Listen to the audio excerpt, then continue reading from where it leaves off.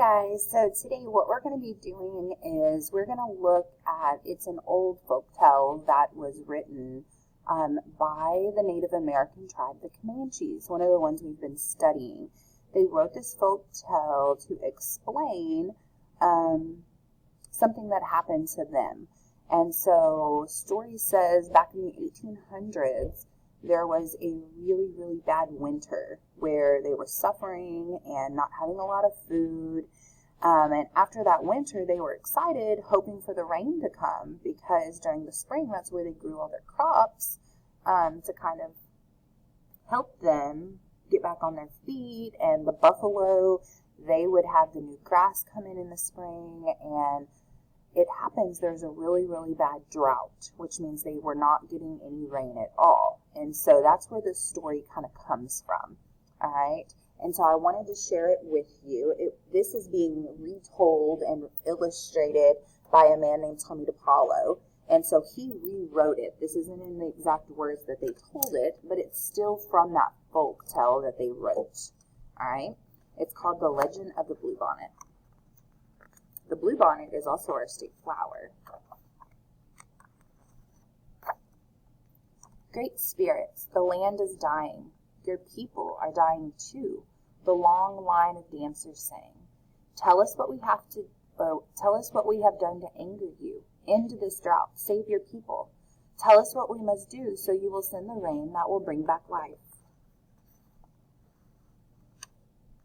For 3 days the dancers danced to the sound of the drums, and for 3 days the people called Comanche watched and waited. And even though the hard winter was over, no healing rains came. Drought and famine are hardest on the very young and the very old. Among the few children left was a small girl named She Who Is Alone. She sat by herself watching the dancers. In her lap was a doll made from buckskin, a warrior doll.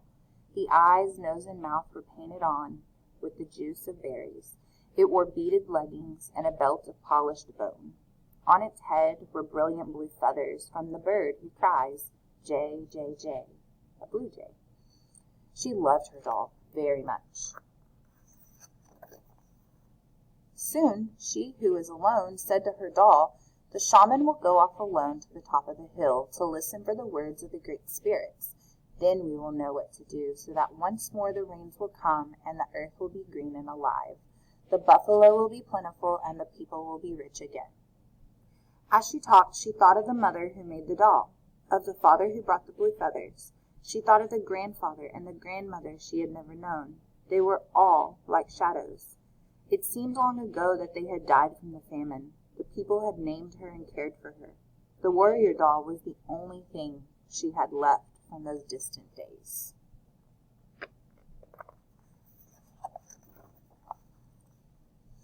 The sun is setting, the runner called, as he ran through the camp. The shaman is returning. The people gathered in a circle, and the shaman spoke. I have heard the words of the Great Spirit, he said. The people have become selfish. For years they have taken from the earth without giving anything back. The Great Spirits say the people must sacrifice. We must make a burnt offering of the most valued possession among us.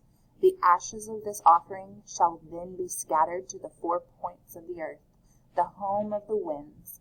When this sacrifice is made, drought and famine will cease. Life will be restored to the earth and to the people. So they have to give up the thing that's most precious to them. The people sing a song of thanks to the Great Spirits for telling them what they must do. I'm sure it's not my new bow, said the great spirits want, a warrior said. Or my special blanket, a woman added, as everyone went to their teepees to talk and think over what the great spirits had asked.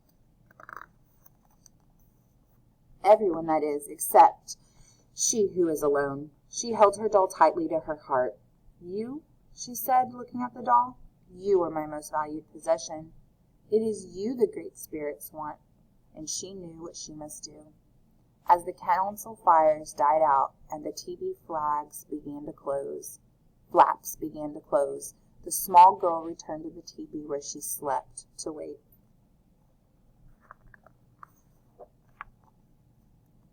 The night outside was still, except for the distant sound of the night bird with the red wings. Soon everyone in the teepee was asleep except she who was alone. Under the ashes of the teepee fire, one stick still glowed. She took it and quietly crept out into the night.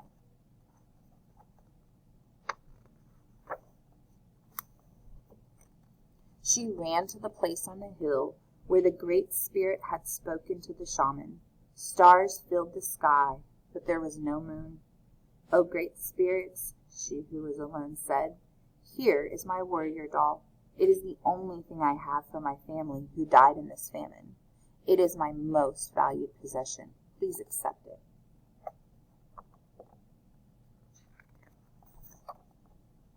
Then, gathering twigs, she started a fire with a glowing fire stick. The small girl watched as the twigs began to catch and burn. She thought of her grandmother and grandfather, her mother and father, and all the people, their suffering, their hunger, and before she could change her mind, she thrust the doll into the fire. She watched until the flames died down and the ashes had grown cold, and then she scooped up a handful. She who is alone scattered the ashes to the home of the winds, the north and the east, the south and the west, and there she fell asleep until the first light of the morning sun woke her. She looked out over the hill and stretched out from all sides where the ashes had fallen. The ground was covered with flowers, beautiful flowers, as blue as the feathers in the hair of the doll, as blue as the feathers of the bird who cries, "Jay, Jay, Jay." When the people came out of their teepees, they could scarcely believe their eyes. They gathered on the hill with she who was alone to look at the miraculous sight. There was no doubt about it. The flowers were a sign of forgiveness from the Great Spirit. And as the people sang and danced their thanks to the Great Spirit, a warm rain began to fall, and the land began to live again. From that day on, the little girl was known by another name, one who dearly loved her people.